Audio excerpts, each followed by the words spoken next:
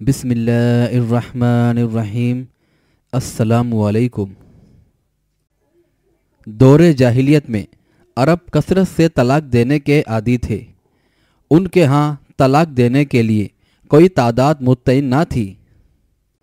ایک شخص اپنی بیوی کو طلاق دیتا اور پھر اس سے رجوع کر لیتا، پھر طلاق دے دیتا اور پھر رجوع کر لیتا۔ یہ سلسلہ یوں ہی چلتا رہتا۔ نہ عورت کو حقوق زوجیت حاصل ہوتے اور نہ آزادی کہ دوسری جگہ نکاح کر سکے۔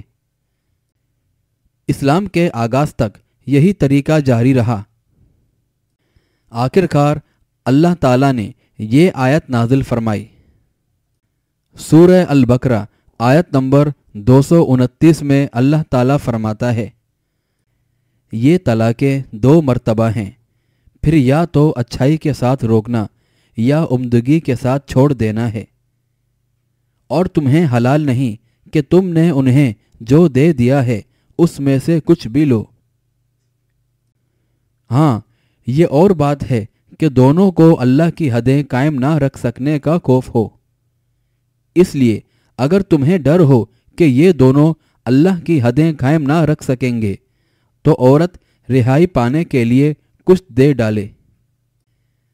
اس میں سے دونوں پر گناہ نہیں، یہ اللہ کی حدود ہیں، خبردار ان سے آگے نہ بڑھنا، اور جو لوگ اللہ کی حدود سے تجاوز کر جائیں وہ ظالم ہیں۔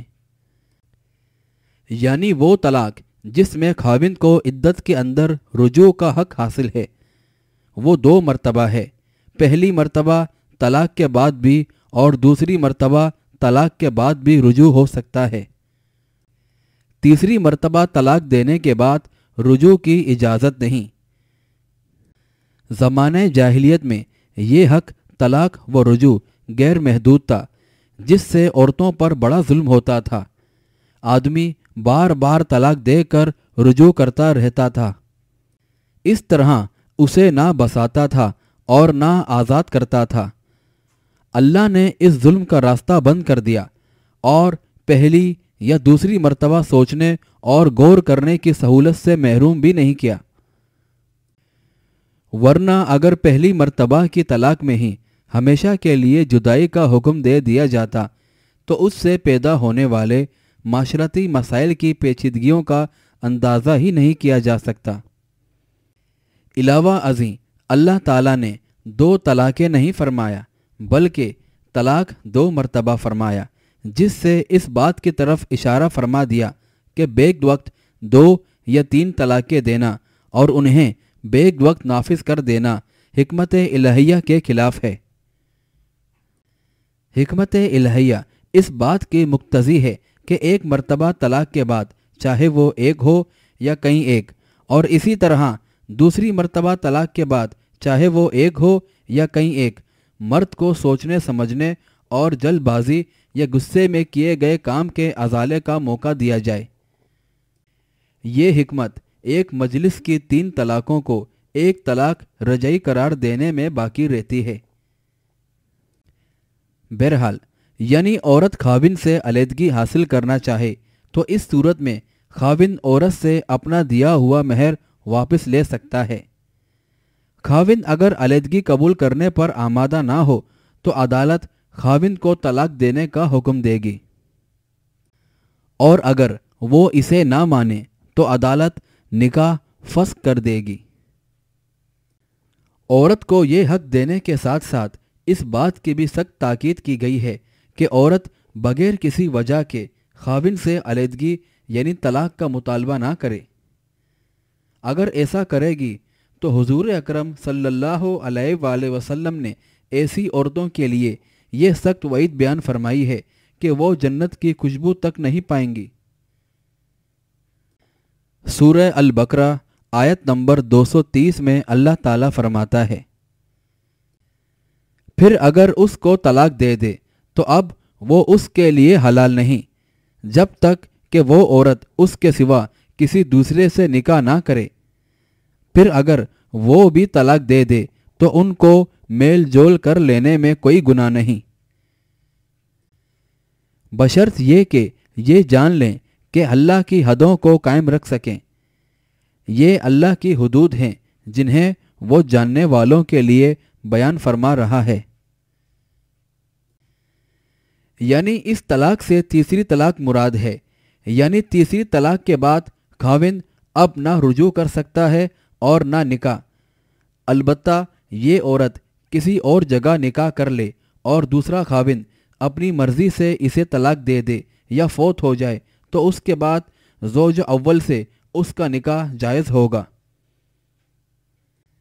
لیکن اس کے لیے ہمارے ملک میں جو حلالہ کا طریقہ رائج ہے یہ ایک لعنتی فعل ہے۔ جامع ترمذی اور سنن النسائی کی حدیث ہے، نبی کریم صلی اللہ علیہ وآلہ وسلم نے حلالہ کرنے والے اور کروانے والے دونوں پر لعنت فرمائی ہے۔ حلالہ کی غرض سے کیا گیا نکاح نکاح نہیں ہے، زنا کاری ہے۔ سورہ البقرہ آیت نمبر 231 میں اللہ تعالیٰ فرماتا ہے، جب تم عورتوں کو طلاق دو اور وہ اپنی عدت ختم کرنے پر آئیں تو اب انہیں اچھی طرح بساؤ یا بھلائی کے ساتھ الگ کر دو، اور انہیں تکلیف پہنچانے کی غرض سے ظلم و زیادتی کے لیے نہ روکو۔ جو شخص ایسا کرے اس نے اپنی جان پر ظلم کیا۔ تم اللہ کے احکام کو ہنسی کھیل نہ بناؤ اور اللہ کا تم پر جو احسان ہے یاد کرو، اور جو کچھ کتاب و حکمت اس نے نازل فرمائی ہے جس سے تمہیں نصیحت کر رہا ہے اسے بھی، اور اللہ سے ڈرتے رہا کرو اور جان رکھو کہ اللہ ہر چیز کو جانتا ہے۔ اس آیت میں کہا جا رہا ہے کہ رجوع عدت کے اندر اندر ہو سکتا ہے، عدت گزرنے کے بعد نہیں۔ بعض لوگ مذاق میں طلاق دے دیتے یا نکاح کر لیتے یا مملوک کو آزاد کر دیتے ہیں، پھر کہتے ہیں کہ میں نے تو مذاق کیا تھا۔ اللہ نے اسے آیت الہی سے استضاء قرار دیا جس سے مقصود اس سے روکنا ہے۔ سنن ابی داؤد حدیث نمبر 2194 اور جامع ترمذی حدیث نمبر 1184 میں آیا ہے، حضور اکرم صلی اللہ علیہ وآلہ وسلم نے فرمایا کہ مذاق سے بھی اگر کوئی مذکورہ کام کرے گا تو وہ حقیقت ہی سمجھا جائے گا، اور مذاق کی طلاق یا نکاح یا آزادی نافذ ہو جائے گی۔ سورہ البقرہ آیت نمبر 232 میں اللہ تعالیٰ فرماتا ہے، اور جب تم اپنی عورتوں کو طلاق دو اور وہ اپنی عدت پوری کر لیں تو انہیں ان کے خاوندوں سے نکاح کرنے سے نہ روکو جبکہ وہ آپس میں دستور کے مطابق رضامند ہوں۔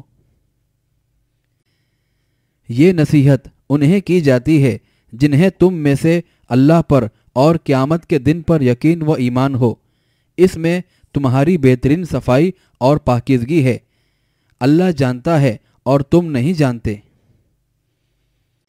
اس آیت میں متعلقہ عورت کی بابت ایک تیسرا حکم دیا جا رہا ہے، اور وہ یہ کہ عدت گزرنے کے بعد پہلی یا دوسری طلاق کے بعد اگر سابقہ خاوند بیوی باہمی رضامندی سے دوبارہ نکاح کرنا چاہیں تو تم ان کو مت روکو۔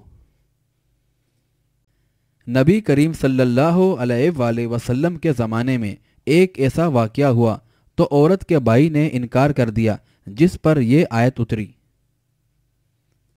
اس سے ایک تو یہ معلوم ہوا کہ عورت اپنا نکاح نہیں کر سکتی، بلکہ اس کے نکاح کے لیے ولی کی اجازت اور رضامندی ضروری ہے، تب ہی تو اللہ تعالیٰ نے ولیوں کو اپنا حق ولایت غلط طریقے سے استعمال کرنے سے روکا ہے۔ اس کی مزید تائید دیگر احادیث سے بھی ہوتی ہے۔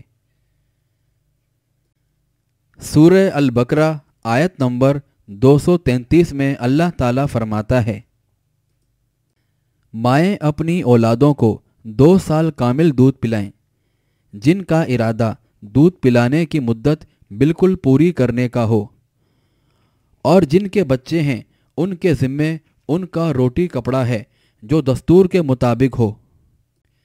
ہر شخص اتنی ہی تکلیف دیا جاتا ہے جتنی اس کی طاقت ہو، ماں کو اس کے بچے کی وجہ سے یا باپ کو اس کی اولاد کی وجہ سے کوئی ضرر نہ پہنچایا جائے۔ वारिस पर भी इसी जैसी जिम्मेदारियां हैं। फिर अगर वो दोनों यानी माँ बाप अपनी रजामंदी और बाहिमी मशवरे से दूध छुड़ाना चाहें तो दोनों पर कुछ गुनाह नहीं। और अगर तुम्हारा इरादा अपनी औलाद को दूध पिलवाने का हो तो भी तुम पर कोई गुनाह नहीं, जबकि तुम उनको दस्तूर के मुताबिक जो देना हो वो उनके हवाले कर दो।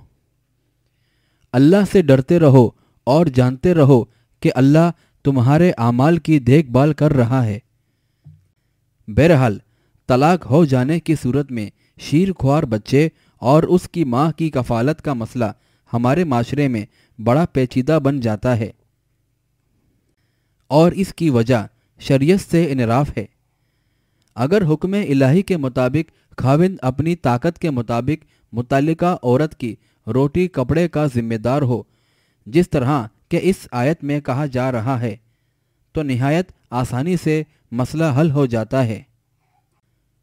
माँ को तकलीफ पहुँचाना ये कि मसलन माँ बच्चे को अपने पास रखना चाहे मगर ममता के जज्बे को नज़रअंदाज करके बच्चा ज़बरदस्ती उससे छीन लिया जाए, या ये कि बगैर खर्च की जिम्मेदारी उठाए उसे दूध पिलाने पर मजबूर किया जाए। और बाप को तकलीफ पहुंचाने से मुराद ये कि माँ दूध पिलाने से इनकार कर दे या इसकी हैसियत से ज़्यादा का इससे माली मुतालबा करे। बाप के फौत हो जाने की सूरत में यही जिम्मेदारी वारिसों की है कि वो बच्चे की माँ के हुकूक सही तरीके से अदा करें ताकि ना औरत को तकलीफ हो और ना बच्चे की परवरिश और निगहदाश्त मुतासिर हो।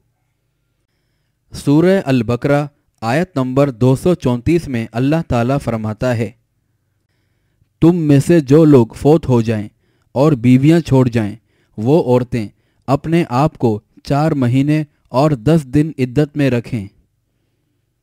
फिर जब मुद्दत ख़त्म कर लें तो जो अच्छाई के साथ वो अपने लिए करें उसमें तुम पर कोई गुनाह नहीं, और अल्लाह तुम्हारे हर अमल से खबरदार है। ये इद्दत वफ़ात हर औरत के लिए है, चाहे वो मतकुला हो या गैर मतकुला, जवान हो या बूढ़ी। अलबत्ता इससे आमला औरत मुस्तस्ना है क्योंकि उसकी इद्दत वाज़े हमल है। इस इद्दत वफ़ात में औरत को ज़ेब व ज़ीनत की, हत्ता के सुरमा लगाने की भी और खाविंद के मकान से किसी और जगह मुंतकिल होने की इजाज़त नहीं है। और इद्दत गुजरने के बाद वो ज़ेब व ज़ीनत इख्तियार करें और औलिया की इजाज़त व मशावरत से किसी और जगह निकाह का बंदोबस्त करें तो उसमें कोई हर्ज की बात नहीं। इसलिए तुम पर भी ए औरत के वलियों कोई गुनाह नहीं। इससे मालूम हुआ कि बेवा के अक़द सानी को बुरा समझना चाहिए, ना उसमें रुकावट डालनी चाहिए, जैसा कि हिंदुओं के असरात से हमारे माशरे में ये चीज़ें पाई जाती हैं। सूरह अल-बकरा आयत नंबर 235 में अल्लाह ताला फरमाता है, तुम पर इसमें कोई गुनाह नहीं कि तुम इशारे किनारे में उन औरतों से निकाह की बाबत कहो या अपने दिल में पोशीदा इरादा करो। अल्लाह को इल्म है कि तुम ज़रूर उनसे ज़िक्र करोगे, लेकिन तुम उनसे पोशीदा वादे ना कर लो। हाँ, ये और बात है कि तुम भली बात बोला करो। और अक़्द निकाह जब तक के इद्दत ख़त्म ना हो जाए पुख्ता ना करो। जान रखो कि अल्लाह को तुम्हारे दिलों की बातों का भी इल्म है। तुम उससे खौफ खाते रहा करो और ये भी जान रखो कि अल्लाह बख्शिश और हिल्म वाला है। यानी ये बेवा या वो औरत जिसको 3 तलाक़ें मिल चुकी हों, यानी तलाक़े बाहिना, उनकी बाबत कहा जा रहा है कि इद्दत के दौरान में उनसे इशारे किनारे में तुम निकाह का पैगाम दे सकते हो। मसलन मेरा इरादा शादी करने का है या मैं नेक औरत की तलाश में हूँ वगैरह, लेकिन उनसे कोई खुफिया वादा मत लो और ना मुद्दत गुजरने से कबल अक़्द निकाह पुख्ता करो। लेकिन वो औरत जिसको खाविंद ने 1 या 2 तलाक़ें दी हैं, उसको इद्दत के अंदर इशारे किनारे में भी निकाह का पैगाम देना जायज़ नहीं, क्योंकि जब तक इद्दत नहीं गुजर जाती उस पर खाविंद का ही हक है। मुमकिन है कि खाविंद रुजू ही कर ले। सूरह अल-बकरा आयत नंबर 236 में अल्लाह ताला फरमाता है, अगर तुम औरतों को बगैर हाथ लगाए और बगैर महर मुकर्रर किए तलाक दे दो तो भी तुम पर कोई गुनाह नहीं। हाँ, उन्हें कुछ न कुछ फ़ायदा दो। खुशहाल अपने अंदाज से और तंगदस्त अपनी ताकत के मुताबिक, दस्तूर के मुताबिक अच्छा फ़ायदा दे। भलाई करने वालों पर यह लाजिम है। ये उस औरत की बाबत हुक्म है कि निकाह के वक्त महर मुकर्रर नहीं हुआ था और खाविंद ने यानी हम बिस्तरी के बगैर तलाक दे दी तो उसे कुछ न कुछ फ़ायदा दे कर रुखसत करो।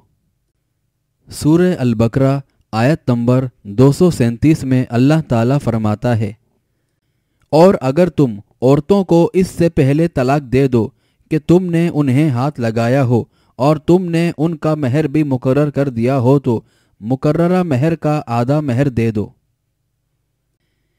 ये और बात है कि वो खुद माफ़ कर दें या वो शख्स माफ़ कर दे जिसके हाथ में निकाह की गिरा है। तुम्हारा माफ़ कर देना तकवा से बहुत नज़दीक है और आपस की फजीलत और बुजुर्गी को फरामोश ना करो। यकीनन अल्लाह तुम्हारे आमाल को देख रहा है।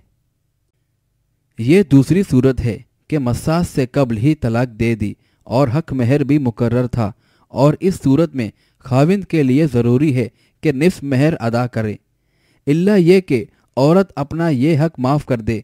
इस सूरत में खाविंद को कुछ नहीं देना पड़ेगा।